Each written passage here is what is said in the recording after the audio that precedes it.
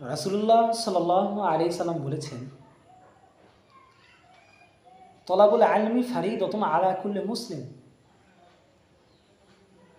দ্বীনি ইলম শিক্ষা করা প্রত্যেক মুসলমানের উপর ফরজ। রাসূলুল্লাহ সাল্লাল্লাহু আলাইহি সাল্লাম বলেছেন যে দ্বীনি ইলম শিক্ষা করা প্রত্যেক মুসলমানের উপর ফরজ।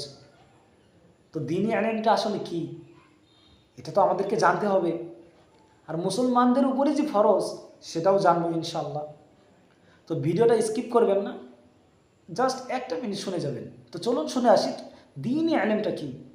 দ্বীনি ইলমটা হলো রব্বে কারিম যে আমাদেরকে দুনিয়াতে পাঠিয়েছেন, আল্লাহ তাআলার যে কিছু বিধি বিধান রয়েছে, এই বিধি বিধান যদি আমরা মানতে পারি, মানার জন্য যেটা প্রয়োজন রাসূল সাল্লাল্লাহু আলাইহি সাল্লাম সেটা আমাদেরকে বলে দিয়েছেন। আল্লাহ তাআলার যে বিধি বিধান, যে কোরআন রয়েছে, হাদিস রয়েছে, এই কোরআন এবং হাদিসকে জানার যে জ্ঞান, এই জ্ঞানটা হলো দ্বীনি ইলম। এই দ্বীনি ইলম যদি আমরা শিক্ষা করতে পারি, শিক্ষা করার জন্য কি প্রয়োজন? আমাদেরকে অবশ্যই কোরআন শেখার জন্য যেটা প্রয়োজন, আমাদেরকে আরবি শিখতে হবে। হাদিস শেখার জন্য আরবি শিখতে হবে। অবশ্যই আমাদেরকে এই জ্ঞানটা শেখার পরে পার্শ্ববর্তীভাবে আমরা যে কোনো কিছু করতে পারবো।